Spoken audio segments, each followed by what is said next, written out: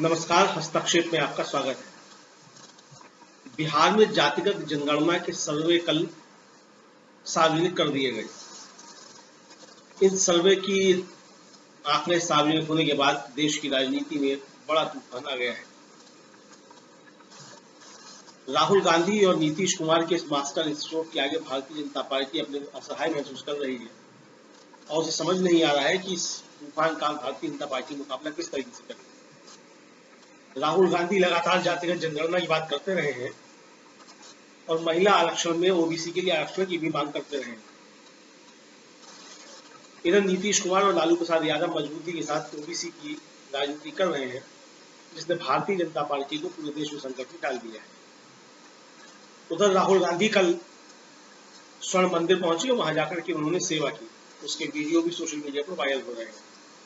प्रधानमंत्री हालांकि कल चुनावी राज्यों राजस्थान और मध्य प्रदेश में भी थे, लेकिन कल पूरे दिन सुर्खियां राहुल गांधी और जातिगत जनगणना के सर्वे बने रहे। तो इस पूरे प्रकरण की समीक्षा करने के लिए कल जीवी लाइव पर एक परिचर्चा का आयोजन किया गया। परिचर्चा में भाग लिया वरिष्ठ पत्रकार सुनील शुक्ला, वरिष्ठ पत्रकार संजय कुमार सिंह, वरिष्ठ पत्रकार अमरेंद्र उपाध्याय यानी मैंने, वरिष्ठ पत्रकार डॉक्टर दीपक पाचकोर, राजनीतिक विश्लेषक प्रोफेसर अखिल स्वामी और अवकाश प्राप्त आईपीएस विजय शंकर सिंह ने। परिचर्चा का संचालन किया देशबंधु टीवी लाइव की संपादक सर्वमित्रा सोजन ने। तो आइए देखते हैं इस परिचर्चा के प्रमुख हिस्साभार। अगर आपने अभी तक हमारा चैनल सब्सक्राइब नहीं किया है तो सब्सक्राइब कर लीजिए। इस वीडियो को ज्यादा से ज्यादा लाइक और शेयर कीजिए और कमेंट बॉक्स में कमेंट करके अपनी राय बताइए। तो आइए सुनते हैं इस परिचर्चा के प्रमुख हिस्साभार। दोस्तों, आज यहाँ मुझे देखकर आपको आश्चर्य हो रहा होगा। दरअसल हमारे चीफ एडिटर राजीव जी को डेंगू हो गया है और वो इस कार्यक्रम को नहीं कर पा रहे हैं, लेकिन शेक्सपियर ने कहा है शो मस्ट गो ऑन। तो आज का न्यूज पॉइंट मेरे साथ। तो दोस्तों, आज बिहार से आई एक खबर ने भारी सियासी हलचल मचा दी है। गांधी जयंती के मौके पर बिहार सरकार ने जाति आधारित जनगणना के आंकड़े जारी कर दिए हैं। इस मौके पर बिहार के सीएम नीतीश कुमार ने कहा कि आज गांधी जयंती के शुभ अवसर पर बिहार में कराई गई जाति आधारित गणना के आंकड़े प्रकाशित कर दिए गए हैं और उन्होंने जाति आधारित गणना के काम में लगी हुई पूरी टीम की तारीफ की। तो क्या कहा है नीतीश कुमार ने, आइए पहले ये सुन लेते हैं। सब कुछ का जो कराया गया, तो ये पूरा का पूरा करके जो भी रिजल्ट आया है, अब उसके बाद सबकी आर्थिक स्थिति का एक एक परिवार का भी ले लिया गया, तो करके भी सब कुछ उसको भी कर रहा है, सबको जानकारी भी दे देगा और कुल मिला करके कल प्रेजेंट करवा देंगे एक एक जगह। और इसमें किसी की मान लो कि उसका रिजर्वेशन बढ़ाने का संख्या बढ़े या कुछ और हो, किसी के लिए भी अनुसूचित जाति जनजाति की संख्या बढ़ी है ना, 10 वाला फिगर 16% और 1% से थोड़ा कम 1% बढ़ करके बढ़ा है ना। अरे उनको भी फायदा है, तो बाकी सबको लाभ मिले। इसी कल सबके मीटिंग में एक एक बात को रख देगा और उसके बाद सब लोगों का राय लेकर के और सरकार की तरफ से जो जरूरी होगा आगे कदम उठाएंगे। आप उसकी चिंता मत करिए।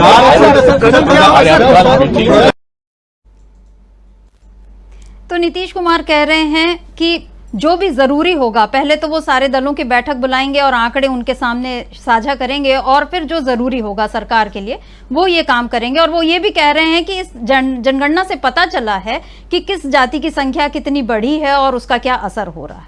तो नीतीश कुमार ने यह भी बताया कि जाति आधारित गणना को लेकर जल्दी ही बिहार विधानसभा के 9 दलों की बैठक बुलाई जाएगी और फिर इसका जो परिणाम आया है उसको इन दलों के साथ साझा किया जाएगा।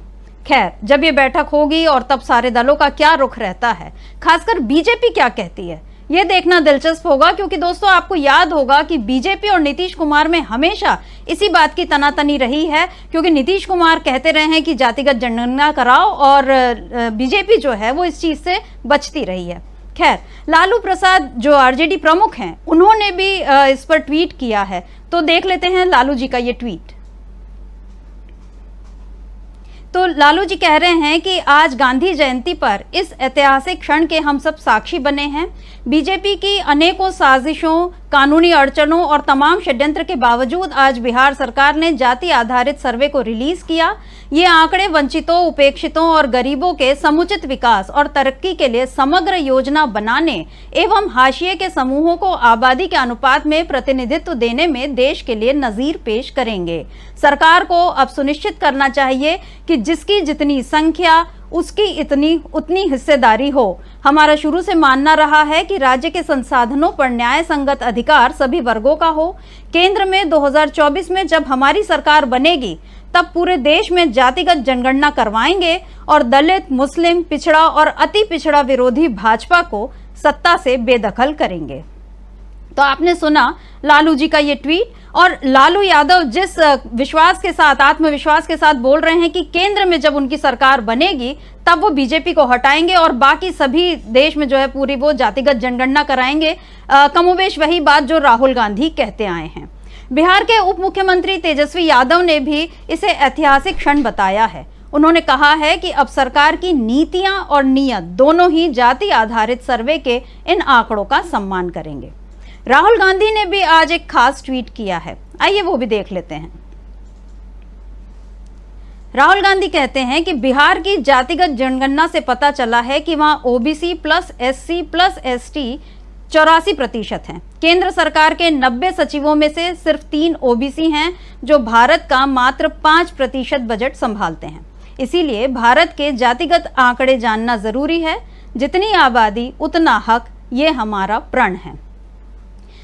तो राहुल गांधी जो है वो प्रण की बात कर रहे हैं। प्रण यानी संकल्प, यानी वो एक वादा कर रहे हैं खुद से और देश की जनता से कि जब उनकी सरकार आएगी तो वो जातिगत जनगणना कराएंगे ताकि ये बता सकें कि किसको कितना हक मिलना चाहिए, किसकी कितनी आबादी है। राहुल गांधी अभी जब एमपी में थे तो आपको याद होगा कि उन्होंने वहां भी यही कहा था, और वो अभी पूरे देश में यही कहते आ रहे हैं कि हमको एक्सरे कराने की जरूरत है। एक्सरे यानी जिससे पता चले कि इस देश में किस जाति की कितनी आबादी है और उस जाति को उस हिसाब से उसका हक मिल रहा है कि नहीं। बल्कि मध्य प्रदेश में तो राहुल गांधी ने बाकायदा ऐलान कर दिया कि वो जब सत्ता में आएंगे तो पूरे देश में जातिगत जनगणना कराएंगे। राहुल गांधी की ये बाइट भी हम सुन लेते हैं। हिंदुस्तान में ओबीसी है, दलित है, जनरल है, आदिवासी है, मगर जब हम सवाल पूछते हैं ओबीसी कितने हैं, जनरल कितने हैं, दलित कितने हैं, आदिवासी कितने हैं, कोई जवाब नहीं दे पाता। देखो मैं पूछता हूं, भैया ओबीसी कितने हैं हिंदुस्तान में? कोई नहीं दे सकता। तो मैं ये कह रहा हूं कि अब वो समय आ गया है कि हमें हिंदुस्तान का एक्सरे करना है। यह पता लगाना है कि अगर 90 अफसर हिंदुस्तान को चला रहे हैं और उसमें से 5% भागीदारी ओबीसी को मिल रही है, तो क्या ओबीसी की आबादी 5% है? क्या हो ही नहीं सकता। तो अगर उनकी आबादी 5% नहीं है, अगर उनकी आबादी 50% है, तो उनका 5% बजट पे कंट्रोल क्यों है? उनका 50% बजट पे कंट्रोल क्यों नहीं है? राहुल गांधी के तीखे सवालों से दोस्तों बीजेपी हमेशा परेशान रहती है, और आज तो उन तीखे सवालों के जवाब भी कम से कम बिहार से तो मिल ही गए कि ओबीसी की आबादी कितनी है, वहां पर ईबीसी यानी जो अति पिछड़ा वर्ग है वो कितने हैं, हिंदू कितने हैं, मुस्लिम कितने हैं, ईसाई कितने हैं, कुर्मी कितने हैं। ये तमाम जो जातियों के आंकड़े आज बिहार सरकार ने जारी कर दिए। यानी एक बार फिर इंडिया के कारण देश की सियासत में हलचल मच गई है। मैं यहाँ इंडिया की बात इसलिए कह रही हूं क्योंकि जब से इंडिया का गठन हुआ है तब से ओबीसी आरक्षण के मुद्दे ने और तेजी पकड़ ली है। आपको याद होगा कि राहुल गांधी तो कर्नाटक चुनाव के समय से जिसकी जितनी आबादी उसकी उतनी हिस्सेदारी की बात कहते रहे हैं। अभी महिला आरक्षण के वक्त भी उन्होंने इस मुद्दे को उठाया, और फिर अभी आपने ये जो बाइट सुनी कि शाहजहांपुर में जैसे उन्होंने ऐलान किया कि सरकार में आते ही जातिगत जनगणना कराएंगे। दरअसल राहुल ने ओबीसी पॉलिटिक्स से बीजेपी को घेरने की पूरी तैयारी कर ली है। दोस्तों आप जानते हैं कि अगले साल जनवरी महीने में ये चर्चा है कि अयोध्या में राम मंदिर का उद्घाटन मोदी जी कर देंगे। तो हिंदुत्व और राष्ट्रवाद से अब भी बीजेपी अपने लिए चुनावी खाद पानी जुटा रही है। यूपी और बिहार जैसे राज्यों में ओम प्रकाश राजभर, जीतन राम मांझी, अनुप्रिया पटेल, संजय निषाद की पार्टियों से, इन सब ऐसी पार्टियों से गठबंधन कर बीजेपी ने वोटों के लिहाज से मजबूत सामाजिक समीकरण भी अब तक अपने पाले में कर रखा था। लेकिन अब इन सब की काट के लिए राहुल के नेतृत्व में कांग्रेस जो है ओबीसी राजनीति के भरोसे अब जो है मोदी को और बीजेपी को पछाड़ने में लगी हुई है। मोदी खुद को तो पिछड़ी बिरादरी का बताते रहे हैं, और आपको याद होगा कि जब राहुल गांधी के पर जो मोदी सरनेम को लेकर मानहानि का दावा हुआ, तब भी ये लगा कि बहुत बीजेपी ने इस मुद्दे को उछाला कि राहुल जो है वो ओबीसी का अपमान कर रहे हैं। हालांकि ये जो मुद्दा है ये बीजेपी पर उल्टा पड़ गया। तो जब से बीजेपी सत्ता में आई है, जातिगत जनगणना से बचती रही है, जबकि 10 साल पहले जब बीजेपी विपक्ष में थी तब उसके नेता खुद इसकी मांग करते थे। बीजेपी के नेता गोपीनाथ मुंडे ने संसद में 2011 की जनगणना से ठीक पहले 2010 में संसद में कहा था, यानी जब बीजेपी विपक्ष में थी तब कहा था कि अगर इस बार भी जनगणना में हम ओबीसी की जनगणना नहीं करेंगे तो ओबीसी को सामाजिक न्याय देने के लिए और 10 साल लग जाएंगे, हम उन पर अन्याय करेंगे। तो गोपीनाथ मुंडे ने जो बात कही थी कि ओबीसी को न्याय देना है वरना अन्याय हो जाएगा, हम 10 साल और पीछे उनको कर देंगे। 10 साल तो बीत गए दोस्तों, और बीजेपी ने कभी ये ओबीसी या बाकी जातिगत जनगणना की बात ही नहीं की। और आपको एक बात बताऊं कि पिछले सरकार में जब राजनाथ सिंह गृह मंत्री थे, यानी मोदी सरकार के पहले कार्यकाल में, उस समय 2021 की जनगणना की तैयारियों का जायजा लेते समय 2018 में एक प्रेस विज्ञप्ति में सरकार ने माना था कि ओबीसी पर डेटा नई जनगणना में एकत्रित किया जाएगा। लेकिन अब सरकार अपने पिछले वादे से संसद में ही मुकर गई है। तो वादों से मुकरने की अपनी परंपरा को बीजेपी ने, या ये कहूं कि मोदी ने, कायम रखा है। लेकिन क्या बिहार में हुए इस डेवलपमेंट के बाद अब बीजेपी के लिए सियासी मैदान में जातिगत आरक्षण के मुद्दे पर या जातिगत जनगणना के मुद्दे पर टिकना संभव हो पाएगा? आज का एक ये बड़ा सवाल है। और दूसरा सवाल यह है कि क्या बिहार ने देश को फिर से एक नई सियासी दिशा दे दी है? तो आज हमारे इस न्यूज पॉइंट में नीतीश और राहुल के मास्टर स्ट्रोक से क्या होगा बीजेपी का हाल, क्या बीजेपी हो जाएगी चारों खाने चित्त? आज इसी पर हम चर्चा करेंगे दोस्तों, और हमारे साथ हमेशा की तरह वरिष्ठ साथियों का एक पैनल मौजूद है। आइए उन सब से आपका परिचय कराती हूं। हमारे साथ हैं प्रोफेसर अखिल स्वामी, प्रोफेसर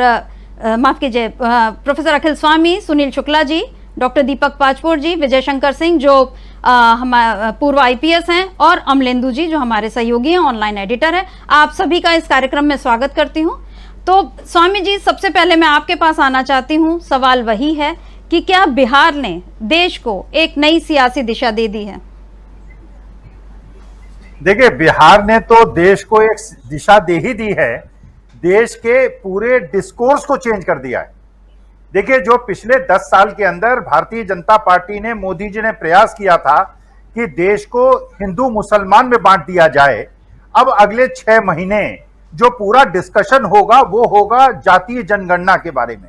ओबीसीज को जो उनके अधिकार नहीं मिले, जो उनको मिलने चाहिए थे, और जिस प्रकार से सब चीजों पर उनका उपयोग किया गया, उपयोग करने के बाद उनको फेंक दिया गया और उनको अधिकार नहीं दिए गए, उनको शिक्षा के अधिकार नहीं दिए गए, उनको जो जुडिशरी थी उसमें स्थान नहीं दिया गया, उनको जर्नलिज्म में स्थान नहीं दिया गया, उनको अध्यापन में स्थान नहीं दिया गया, उनको सरकारी नौकरी में स्थान नहीं दिया गया, और अगर सरकारी नौकरी में वो पहुंचे भी तो इंपॉर्टेंट पोस्ट उनको नहीं दी गई। तो देखिए, आपने देखा जैसे राहुल गांधी अभी तक ये कहते हैं कि जो 90 पोस्ट हैं उसमें से केवल 3 लोग ऐसे हैं जो ओबीसी के हैं। राम जन्मभूमि आंदोलन में जिसका सबसे ज्यादा श्रेय लेने का प्रयास भारतीय जनता पार्टी करती है, सर्वमित्रा जी, आप देखिए, उसमें सबसे ज्यादा योगदान अगर किसी ने दिया था तो ओबीसी समुदाय ने दिया था। राम जन्मभूमि न्यास में कितने ओबीसी हैं जरा पता चलाइए जी। क्या उसमें सारे सवर्ण समाज के लोग नहीं हैं? जो कि बिहार की जो जातीय जनगणना हुई उसमें केवल 15% है। अच्छा, दूसरी बात यह की गई कि यादव जो लोग हैं ये बहुत ज्यादा इंपॉर्टेंट पोस्ट पर बैठे हुए हैं।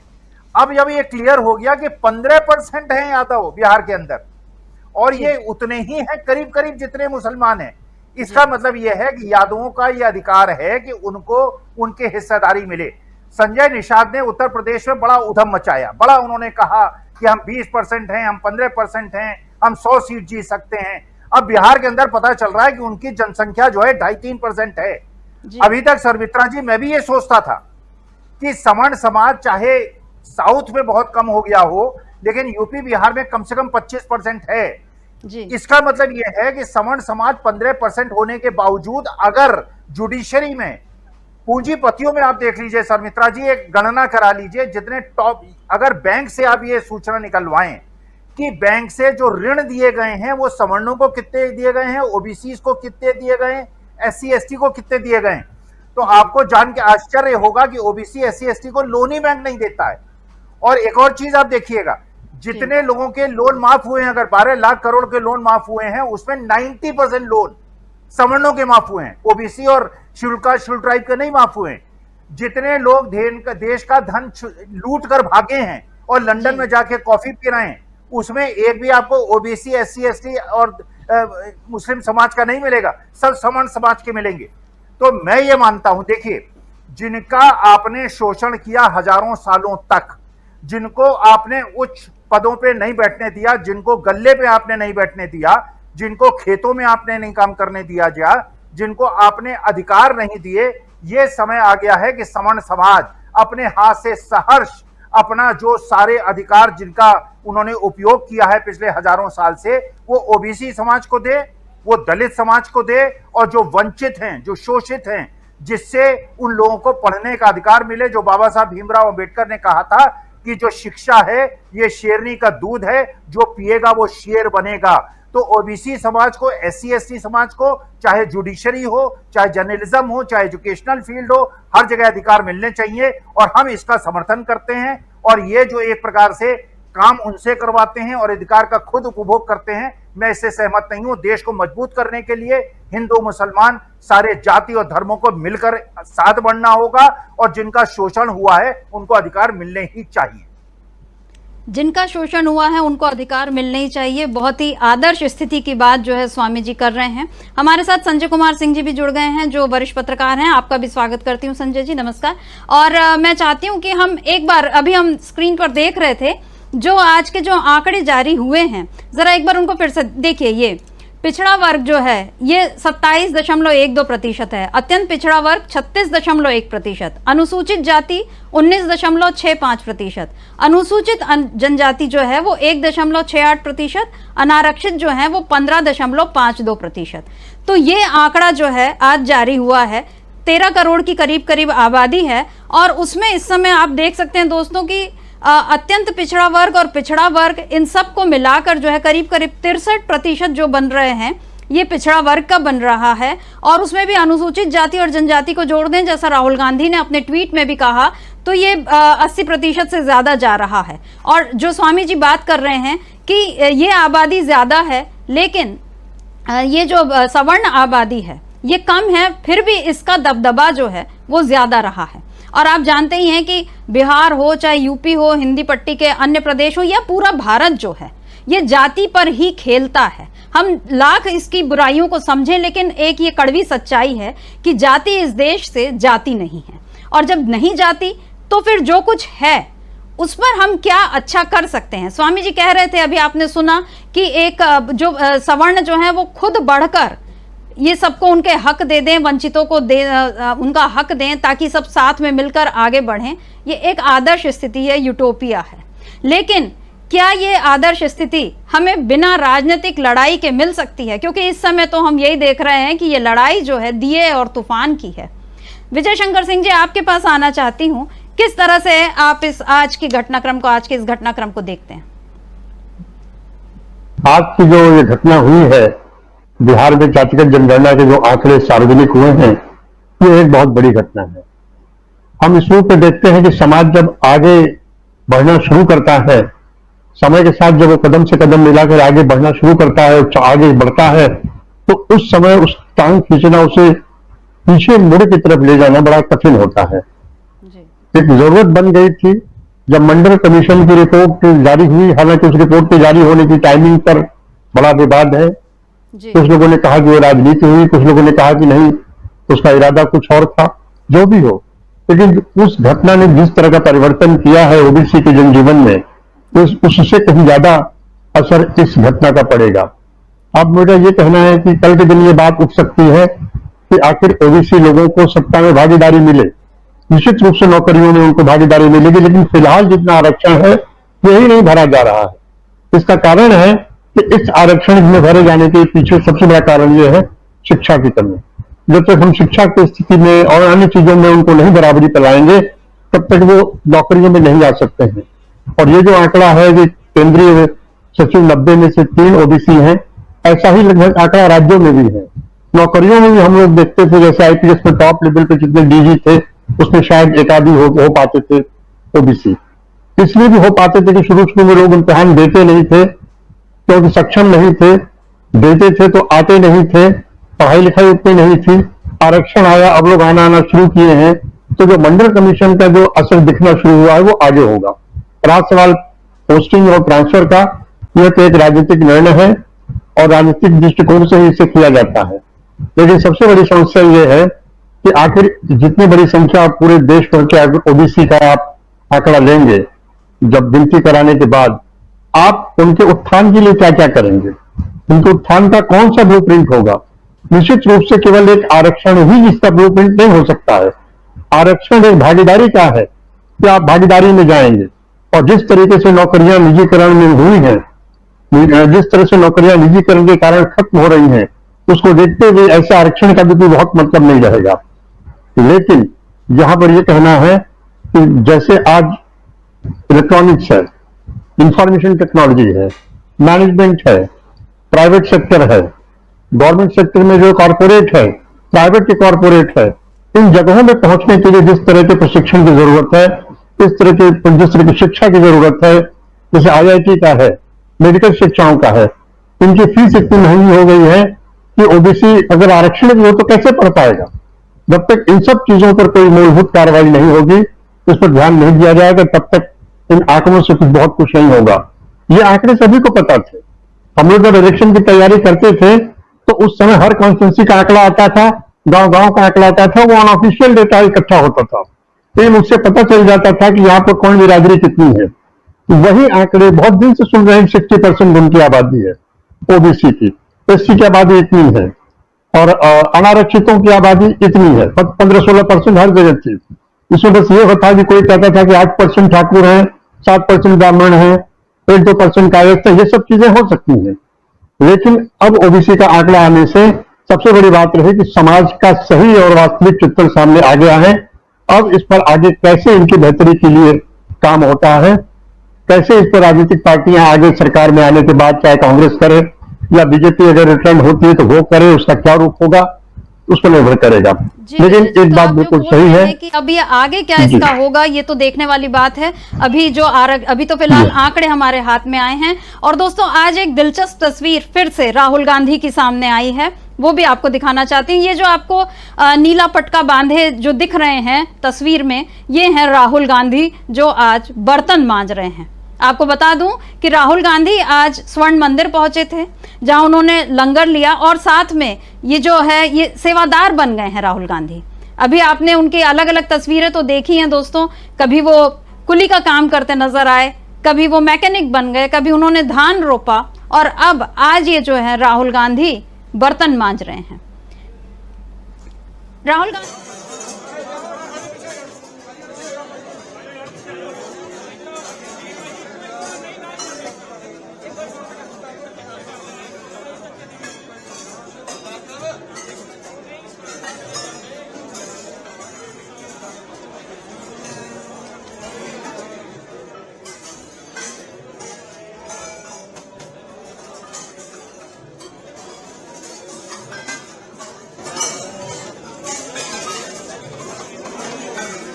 जैसे आजकल वो दिखने लगे हैं, इससे देश जा रहा है। और जब राहुल गांधी ये बता रहे हैं कि वो लोगों के दुख दर्द को किस तरह से महसूस कर सकते हैं और कैसे मेहनत का नतीजा क्या होता है और मेहनत किस तरह से की जाती है, शारीरिक मेहनत का जो सम्मान है, ये राहुल गांधी ने आज ये करके बता दिया। तो अब सुनील जी, अब आपके पास आना चाहती हूँ। राहुल गांधी की ये एक तस्वीर लंगर के बाद सेवादार बने हुए राहुल गांधी। उसके पहले भी आपने तमाम तरह की उनकी तस्वीरें देखी हैं, भाषण उनके सुने हैं। अभी कुछ समय पहले हमने उनके जो बाइट सुनाई, और राहुल गांधी जो है वो लगातार ओबीसी की और जातिगत जनगणना की बात कर रहे हैं। भारत में एक्सरे की जरूरत को बता रहे हैं। आज उस एक्सरे की एक रिपोर्ट बिहार से आ गई है, आप क्या कहेंगे? धन्यवाद सर मित्रा जी। नीतीश कुमार की सरकार के पहले अगर आप याद कीजिए तो यूपीए की सरकार ने भी ये जातीय सर्वेक्षण कराया था अपनी सरकार में, केंद्र में जब वो सरकार थी। और 2015 वो कहते हैं 2015 में संभवतः रिपोर्ट आई थी, लेकिन वो सार्वजनिक नहीं हो पाई। इसके पहले सिद्धारमैया की जो सरकार थी कर्नाटक में, उसने भी जातीय सर्वेक्षण कराया था कर्नाटक में, नीतीश कुमार के पहले भी।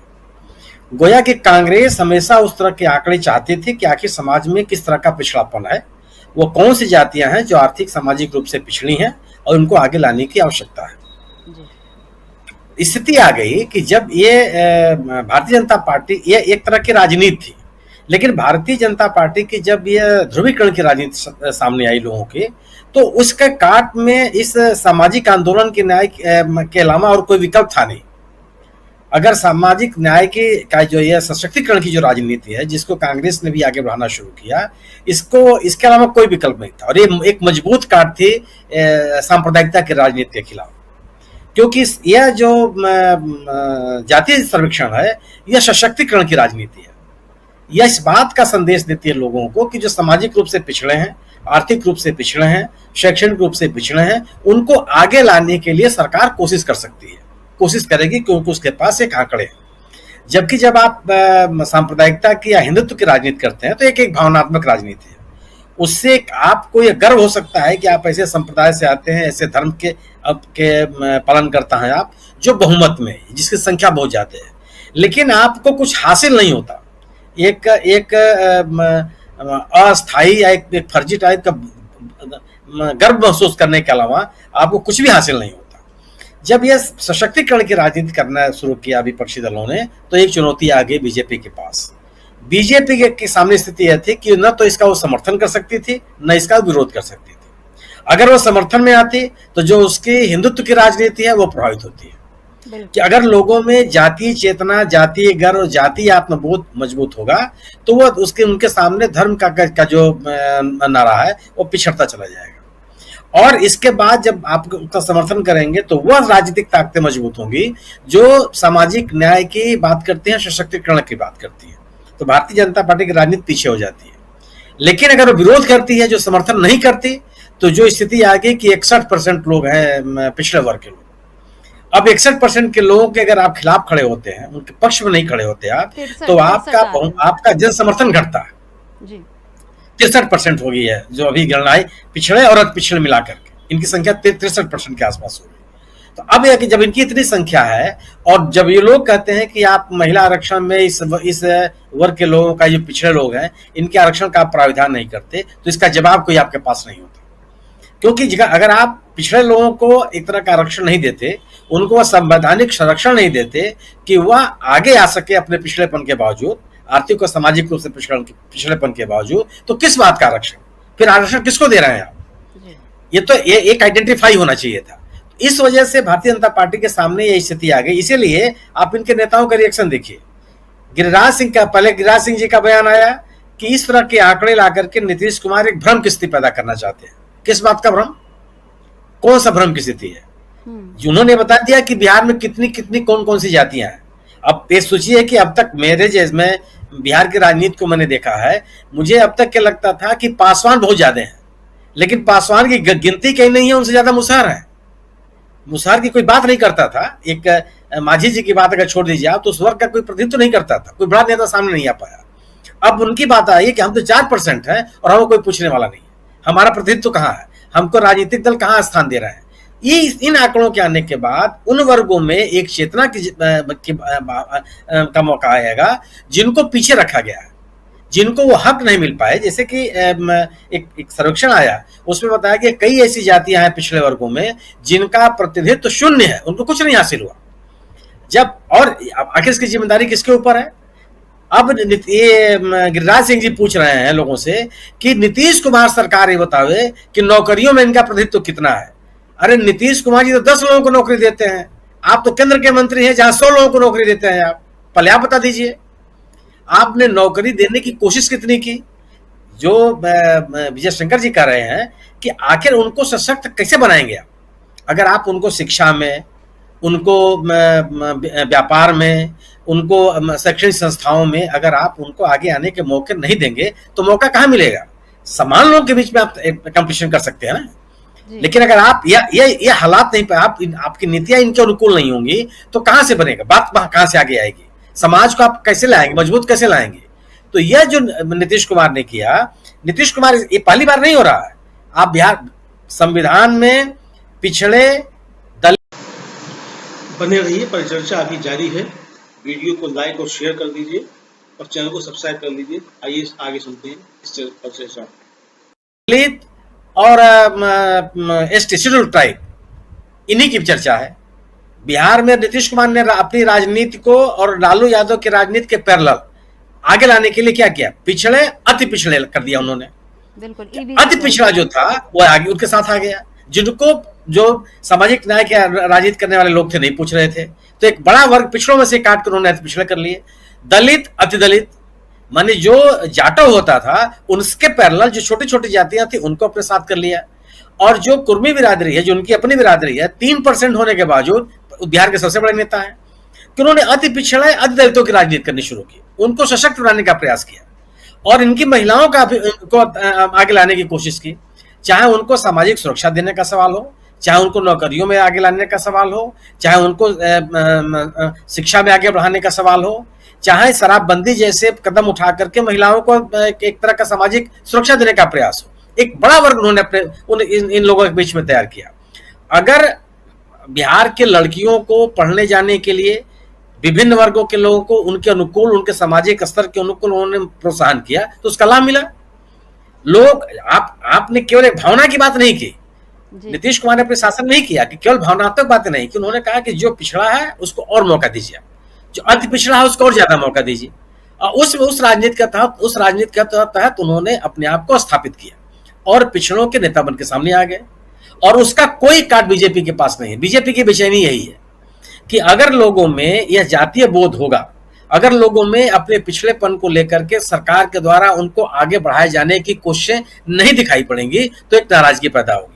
जब आप इस तरह की कोशिश करेंगे तो आपका जो हिंदुत्व का एजेंडा है वो भोथरा हो जाएगा, वो काम नहीं करने वाला। यही पॉइंट है कि जो हम जो अभी लिख रहे हैं कि राहुल और नीतीश के दांव से ये जो मास्टर स्ट्रोक है, इससे चारों खाने जो चित हो गई है बीजेपी, और अब वो दिख रहा है क्योंकि ये चुनाव का मौसम है। हर जगह जो है मोदी भागे भागे फिर रहे हैं, आज एक चुनावी राज्य में, कल दूसरे चुनावी राज्य में, और हर जगह वो फिर से वही सारी बातें किए जा रहे हैं। लेकिन ये जो सुनील जी ने जो बात कही है कि एक और है नीतीश की राजनीति कि वो जो है जातीयता बोध जो है लोगों में जगा रहे हैं, और दूसरी ओर है मोदी की राजनीति जो वो भावनात्मक मुद्दों की राजनीति कर रहे हैं। और दोस्तों आपको बताऊं कि आज भी मोदी ने एक चुनावी रैली में, आज जब ये जातिगत जनगणना के आंकड़े जारी हो रहे थे तो उस समय मोदी ने यही कहा कि जात पात के नाम पर ये लोग समाज को तब भी बांटते थे और आज भी वही कर रहे हैं। मतलब ये तो वही बात हो गई कि खैर अब मैं वो मुहावरा बोलना नहीं चाहती, लेकिन जो समझदार हैं वो समझ गए होंगे कि कौन किसको डांटे, उल्टा ये उसको डांटे। अभी तक जो है आप खुद जो है बांटने की राजनीति कर रहे हैं, बल्कि बीजेपी का तो सारा खेल ही बांटो और राज करो का रहा है। हिंदू मुसलमान को बांटो आपस में, हर किसी को, दक्षिण को पूरब से बांट दो, पूरब को उत्तर से बांट दो, हर किसी को बांट दो। मणिपुर में हमने देखा है कि ये बांटने की राजनीति का कितना नुकसान हुआ है। और आज जब राहुल और नीतीश के प्रयासों से आज जब जातिगत जनगणना के आंकड़े जो जारी हुए हैं तो ये बात बीजेपी को बहुत बुरी तरह खल रही है। गिरिराज सिंह का जो अभी आपने बयान है, ये जो सुनील जी के जरिए आपने सुना कि वो ये कह रहे हैं कि ये भ्रम की स्थिति बना रहे हैं, लेकिन ये कैसे भ्रम की स्थिति है? और वो कह रहे हैं कि आप आंकड़े बताइए कि आपने कितनी नौकरी दी, लेकिन गिरिराज जी इस बात को भूल रहे हैं कि नीतीश सरकार के मतलब उसमें सत्ता में भागीदारी तो बीजेपी की भी रही है। 5 साल वो सत्ता में रही है बीजेपी बिहार में, तो तब क्यों उसने ये सारे कदम नहीं उठाए? आज जिन सवालों से वो इंडिया को घेरने की कोशिश कर रही है। और इंडिया की बात पर ही आपको एक बात और याद दिला दूं कि आज फिर मोदी ने कहा कि कांग्रेस के घमंडिया गठबंधन के नेता महिलाओं को लेकर कैसी कैसी अपमानजनक बातें कर रहे हैं। ये आए दिन हम देख रहे हैं। ये चाहते ही नहीं कि महिलाओं को उनका हक मिले, इसीलिए बहाना बना रहे हैं। मोदी ये बात जो है महिला आरक्षण को लेकर बोल रहे थे। उनका ये कहना है कि अब ये जो इंडिया के लोग ओबीसी और उसमें उसकी जो आरक्षण की बात कर रहे हैं कि नारी वंदन कानून जो बन चुका है उसमें आप आरक्षण की व्यवस्था कीजिए, तो मोदी को ये लग रहा है कि ये बहाना बना रहे हैं। लेकिन नहीं, ये बहाना नहीं है, ये इंडिया का प्रण है, जो आज हमने राहुल गांधी के मुंह से सुना। ये जो उन्होंने अपना एक्स पर जो ट्वीट किया, उन्होंने यही लिखा है कि ये हमारा प्रण है। राहुल गांधी चाह रहे हैं कि अब पूरे देश में जातिगत जनगणना हो। राहुल ने और लालू जी दोनों ने यही बात कही है। संजय जी, आपके पास आना चाहती हूं। आप बिहार की राजनीति को बखूबी जानते भी हैं और देश की राजनीति के भी आप जानकार हैं। आप आज के इस बिहार के जातिगत जनगणना के आंकड़ों को अगले चुनाव से और इन 5 राज्यों में होने वाले विधानसभा चुनाव से किस तरह जोड़कर देख रहे हैं? इसका क्या असर चुनाव पर पड़ेगा? और आरक्षण को लेकर तमाम भ्रम जो बीजेपी फैलाने की कोशिश कर रही है, क्या इंडिया उस भ्रम को तोड़ेगा? संजय जी।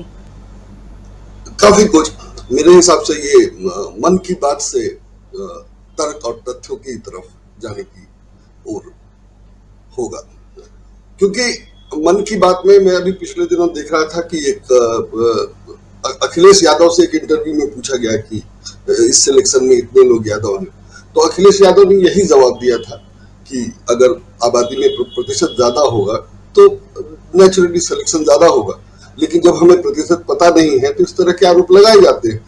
तो मन की बात यही कहती है कि हमें जैसा आरोप लगाने की मर्जी हो उसकी छूट होनी चाहिए, और ये तभी संभव है जब आंकड़े उपलब्ध नहीं हो और आप अपने हिसाब से उसको कन्वे कर दे। मीडिया आपके साथ है, बाकी आपके साथ पूरा प्रचार तंत्र है, पैसा है, तो आप जो चाहे वो कन्वे कर लेंगे। तो आप ये आरोप लगा सकते हैं कि फलानी सरकार फलाने के खिलाफ काम कर रही है, फलानी सरकार फलाने के हक में काम कर रही है, उसके लिए ज्यादा पैसे खर्च किए जा रहे हैं, उसके लिए कम पैसे खर्च किए जा रहे हैं, वगैरह वगैरह। जैसे महिला आरक्षण का मामला बहुत बड़ा है और बहुत क्लियर है, लेकिन फिर भी वो उसका क्रेडिट लेने की कोशिश कर रहे हैं। मोटे तौर पे तो महिला आरक्षण की जरूरत ही नहीं होनी चाहिए, और माने भगवती देवी से लेके फूलन देवी तक सब लोग सांसद बन चुकी है, तो आरक्षण की जरूरत क्यों होनी चाहिए? जैसी महिला होंगी, जैसा प्रतिनिधित्व होगा, वो समाज से चुन के आ जाएंगे। आप टिकट दे दीजिए, वो चुन के आ जाएंगे। अगर किसी जगह से बीजेपी अपने दलित को टिकट दे दे और वो नहीं जीत करके आए, तब ना हम कहेंगे कि उसको हरा दिया गया, दूसरी पार्टी वालों ने हरा दिया। आपने तो टिकट ही नहीं दिया, और जिसको आपको सांसद बनाना था उसको आपने बना दिया, राज्यसभा से घुसा दिया, एक बार में मंत्री बना दिया। तो आपको जो करना है वो आप कर रहे हैं, और आरोप ये लगा रहे हैं कि दूसरा आपको करने नहीं दे रहा है। तो ये लोग नहीं, आम लोग नहीं समझते हैं, लेकिन हम जैसे लोग तो समझ ही रहे हैं।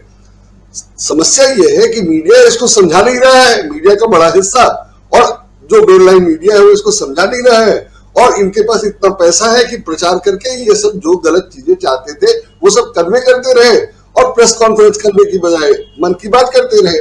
प्रेस कॉन्फ्रेंस में भी दूध का दूध पानी का पानी हो जाता है। जब काउंटर क्वेश्चन किए जाते हैं तो पता चल जाता है कि आप झूठ बोल रहे हैं या निराधार बात कर रहे हैं। तो आप प्रेस कॉन्फ्रेंस करेंगे नहीं, आप मन की बात बोल करके अपना प्रचार कर देंगे। तो मुझे लगता है कि ये आंकड़े उस लाइन पर बहुत बड़ा कदम है। हालांकि इसकी जरूरत नहीं पड़नी चाहिए थी और इस तरह की राजनीति नहीं होनी चाहिए, लेकिन जो मोदी जी कर रहे थे या 10 साल उन्होंने जो राजनीति की, उसमें अब उसको निकालने या उससे बचाने के लिए ये बस सर्वश्रेष्ठ तरीका है, या यही किया जा सकता था। तो ये किया जा रहा है, इसलिए ये बहुत जरूरी है, और मुझे लगता है कि बहुत सही दिशा में सही कदम है, और इसका सही असर होगा बिना प्रचारकों के साथ दिए भी।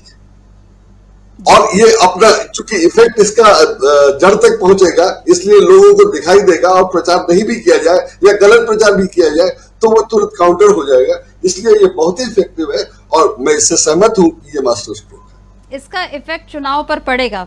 दीपक जी, आप इस बारे में क्या कहेंगे कि चुनाव पर आज की ये जो जातिगत जनगणना आई है, और जिस तरह से अब नीतीश जी, लालू जी, राहुल गांधी, ये तमाम लोग अब जिस तरह से बयान दे रहे हैं, तो ये क्या आज इंडिया का एक बड़ा कदम है, और क्या बिहार आज फिर देश को एक नई राह पर ले जाने के लिए उठ खड़ा हुआ है? देखिए, इस सवाल को केवल राजनीतिक परिप्रेक्ष्य में देखने के पहले हमको इसका सामाजिक परिप्रेक्ष्य देखना भी बड़ा आवश्यक है। जी। ये इतना बड़ा कदम है कि मुझे ऐसा लगता है कि शायद जो कहा जाता है, जैसे रामधारी सिंह दिनकर ने कहा था कि जहां तक समतामूलक समाज बनाने की का जो प्रश्न है, तो गौतम बुद्ध के बाद 2500 साल जो है भारत ने व्यर्थ में गंवा दिए, कहा जाता है। मुझे ऐसा लगता है कि आज बुद्ध के मुस्कुराने का दिन है, और केवल गौतम बुद्ध के मुस्कुराने का दिन नहीं है। शाहू महाराज, महर्षि फुले, उसके बाद कांशीराम, अंबेडकर, बीपी मंडल, ऐसे बहुत सारे नाम हैं, कर्पूरी ठाकुर, जिन्होंने एक ऐसा समतामूलक समाज का सपना देखा था। हम जैसे सब लोगों का भी मुस्कुराने का दिन है, जो इस दिन का बड़ा इंतजार कर रहे थे कि किस प्रकार से ये भ्रम खत्म हो, ये भ्रम खत्म हो कि कौन सी जातियों के कितने लोग हैं।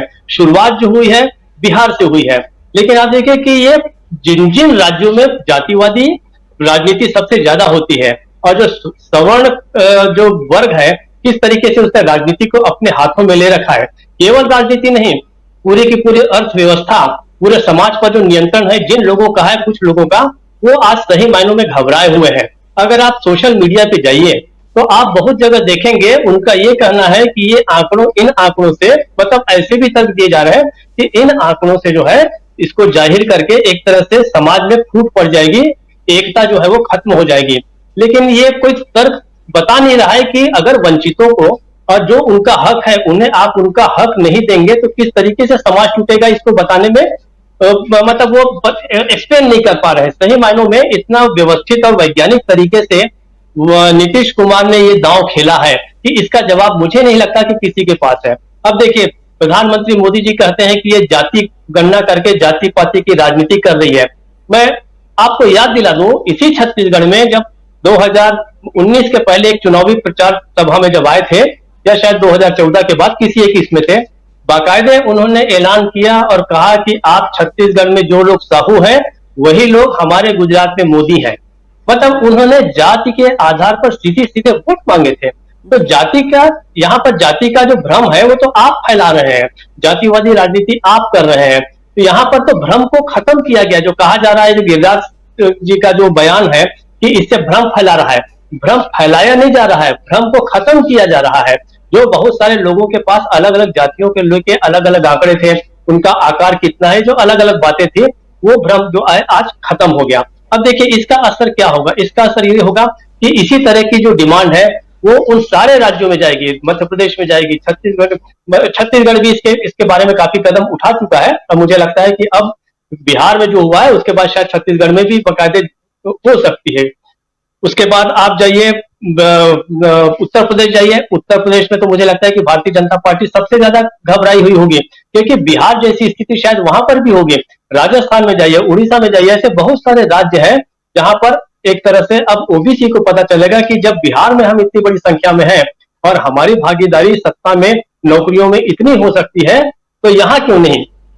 अब होगा ये कि भारतीय जनता पार्टी के साथ ओबीसी के काफी लोग जो है, उनका जो कैडर है वो कैडर अब अपने नेताओं पे दबाव डालेगा कि आप यहाँ पे भी कराइए और हमको हमारा हक दिलाइए। क्योंकि देखिए कोई भी समाज जो है वो कोई भौगोलिक या राजनीतिक सीमाओं से तो बंधा होता नहीं है। जो ओबीसी समाज है पूरे देश भर में समाज है, जो ब्राह्मण वर्ग है सारे देश में ब्राह्मण वर्ग है। तो जाति पाति का ऐसा एक कोई भौगोलिक या राजनीतिक सीमाएं नहीं होती हैं। तो इस तरीके की मांग अगर सभी जगह जाएगी और उसका ठीक से जवाब नहीं दे पाएगी भारतीय जनता पार्टी का जो शीर्ष नेतृत्व है, तो वहां के लोगों में, ओबीसी के जो कार्यकर्ता हैं उनमें असंतोष होगा। असंतोष होगा तो निश्चित रूप से वो दूसरी पार्टियों का भी रुख कर सकते हैं, क्योंकि उन्हें ये पता है कि अब हम इंडिया को अगर मजबूत करते हैं, कांग्रेस को मजबूत करते हैं, तो हमें हमारा हक मिलेगा। ओबीसी को पता चल गया कि हमें अपना हक चाहिए तो हमें कहां जाना चाहिए। अब वो फैसला लेने का वक्त भी उसका आ रहा है कि हमें बीजेपी के साथ रहना है नहीं रहना है। भारतीय जनता पार्टी की सबसे बड़ी घबराहट है वो इस बात को लेके है कि कहीं अंदर से लोग जो है माइग्रेट न हो जाए। हमारा ओबीसी जो कैडर है, अगर वो कैडर जो है बीजेपी के पास से चला जाता है तो ये बहुत बड़ी समस्या होगी। हम जानते हैं कि ओबीसी बहुत बड़े पैमाने पर बीजेपी के साथ जुड़ा है और बीजेपी तो चाहती ही है कि ये जो वर्ग है ये अपने अधिकारों के प्रति जागरूक न हो और कोई मांग न करे। तो इसलिए जो है नीतीश और राहुल का मास्टर स्ट्रोक है, ये राहुल भी पहले से कहते रहे हैं, एक तरह से सामाजिक न्याय की दिशा में बहुत बड़ा कदम है। जी जी जी, बिल्कुल, ये सामाजिक न्याय की दिशा में बहुत बड़ा कदम है। और इस आज एक राहुल गांधी की जो तस्वीर और वीडियो जो सामने आया है, मैं चाहती हूँ एक बार हम फिर से उसको स्क्रीन पर दिखाएं और ये देखते हैं हम कि राहुल गांधी जो है आज किस तरह से सामाजिक न्याय के ही एक अध्याय को स्वर्ण मंदिर में वो खोलते हुए नजर आए। किस तरह उन्होंने वहां पर आज बर्तन मांजे। मैं चाहती हूँ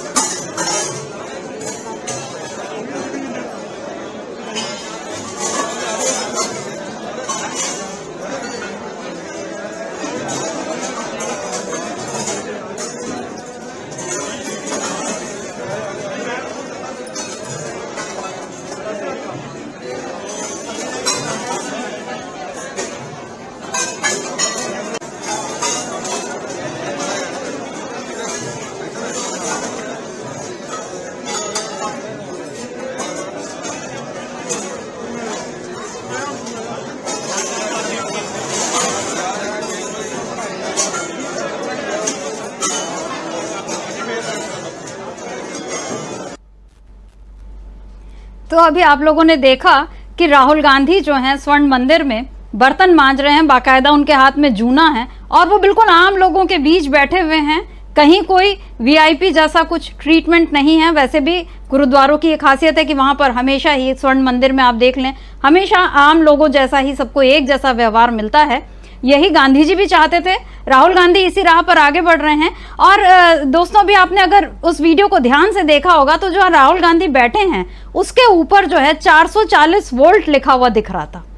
440 वोल्ट का मतलब आप लोग जानते ही हैं, खतरा है, बड़ा खतरा है बीजेपी के लिए। मतलब ये कि राहुल गांधी जो है, अभी हमने दीपक जी बोल भी रहे थे कि राहुल गांधी जो उनके कारण जो है बीजेपी को ये तकलीफ तो हो ही रही है। और अब जो है राहुल गांधी कुछ दिनों पहले कारपेंटर बने हुए थे, बड़े ही लोगों के बीच थे। ओबीसी का एक तबका जो है और उसका एक अलग मायने है। मोदी जो है विश्वकर्मा जयंती मनाकर और उस पर पूरी राजनीति करते हैं, लेकिन राहुल गांधी की राजनीति और उनके मुहावरे, उनकी भाषा, उनके कार्य सब कुछ बिल्कुल अलग हो रहे हैं।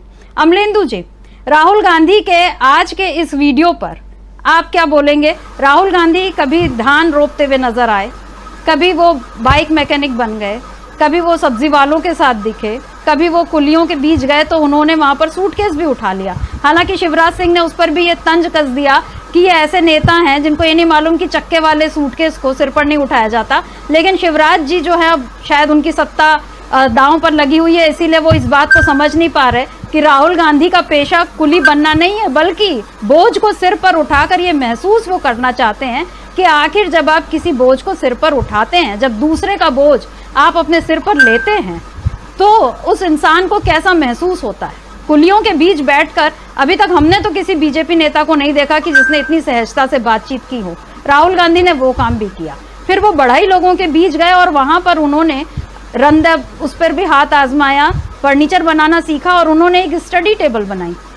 स्टडी टेबल बनाकर उसकी जो तस्वीर जारी हुई उसके भी बड़े जो है निहितार्थ हैं। एक अलग मैसेज देने की राहुल जी ने कोशिश की कि भाई पढ़ेगा इंडिया तभी तो बढ़ेगा इंडिया। तो ये जो है राहुल गांधी का अलग मुहावरा है और आज जो है वो बर्तन धो रहे हैं। आप क्या कहेंगे अमलेंदु जी इस पर? देखिए सर, मुझे लगता है कि राहुल गांधी बर्तन तो साफ कर ही रहे हैं, इसके साथ साथ उन्होंने भारतीय जनता पार्टी की जेब पर भी हाथ साफ कर दिया।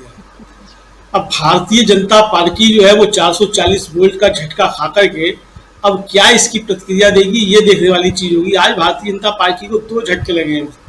एक तो राहुल गांधी ने झटका दिया ही है और राहुल गांधी जो कर रहे हैं कि एक मुहूर्त सब जग उठिया, ये आवाज लगाई, सच्चा सौदा किया, उन्होंने ये आवाज लगाई। तो राहुल गांधी जो है एक नूर समझा उपजा जो कर रहे हैं, तो ये भारतीय जनता पार्टी के लिए काफी चुनौती भरा काम है, क्योंकि भारतीय जनता पार्टी के जो घमंडी लाल है उनका तो घमंडी दूर नहीं हो रहा है। मतलब बता रहे हैं घमंडिया गठबंधन, लेकिन घमंडी लाल में वो घमंड से चूर है। यानी आप सवाल ये है कि जो महिला आरक्षण बिल लागू हुआ है उसमें ओबीसी को आरक्षण क्यों नहीं मिलना।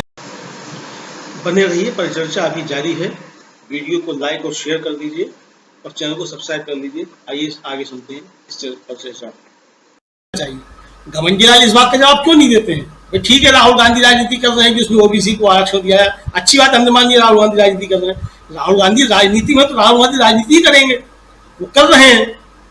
लेकिन आपने जो राजनीति की है महिला आरक्षण के नाम पे, तो आपने उसमें ओबीसी को आरक्षण क्यों नहीं दिया? इसका क्या जवाब है मोदी जी के पास? इसका कोई जवाब नहीं है मोदी जी के पास। या तो मोदी जी बताएं कि भाई ओबीसी को आरक्षण नहीं मिलना चाहिए, साफ साफ कहें, जो राहुल गांधी कह रहे हैं कि उसमें मिलना चाहिए। तो मोदी जी के पास उसका कोई जवाब नहीं है कि ओबीसी का आरक्षण महिला आरक्षण में क्यों नहीं मिलना चाहिए। दूसरी बात, सुमित्रा जी की जब लागू किया गया सवर्णों को आरक्षण, जो गरीब आरक्षण कहा गया, तो उस समय तो आपने जो 50% आरक्षण की सीमा थी उसको भी आपने क्रॉस कर दिया।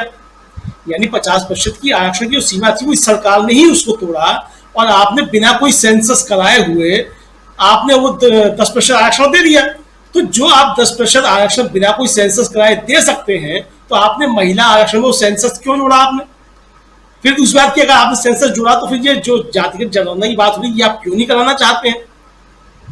ये इसलिए नहीं कराना चाहते हैं कि जो 10% आरक्षण दिया गया है, जो बिहार के आंकड़े आ रहे हैं सामने कि 15% सवर्ण है और आपने उनको 10% आर्थिक आधार पर आरक्षण दे दिया, तो ये मांग उठनी शुरू हो जाएंगी। इसके कई तरीके के नेता जो निकलेंगे, मुझे लगता है इसका जवाब भारतीय जनता पार्टी को देना काफी ज्यादा मुश्किल हो जाएगा। इसीलिए भारतीय जनता पार्टी की परेशानी जो है हर तरीके से हो रही है। अब सुबह राहुल गांधी जो थे गुरुद्वारे में थे तो परेशानी शुरू हुई, और थोड़ी देर बाद जब जनगणना की आंकड़े आ गए तो इसने भारतीय जनता पार्टी की परेशानी और बढ़ा दी। लेकिन फिलहाल चूंकि मोदी जी हैं, बड़े आदमी हैं और काफी अच्छा बोलना जानते हैं और बोलते ही रहते हैं, बोलने का ही उनके पास अब काम बचा हुआ है। तो वो कल भी जाएंगे चुनावी राज्यों में, तेलंगाना भी जाएंगे और शायद मध्य प्रदेश भी जाएंगे, आज भी 2 जगह थे। तो मोदी जी इतना सारा जो काम कर रहे हैं, लेकिन मोदी जी ये नहीं बता रहे हैं कि जो असली मुद्दे हैं उन पे सरकार की नीति क्या है।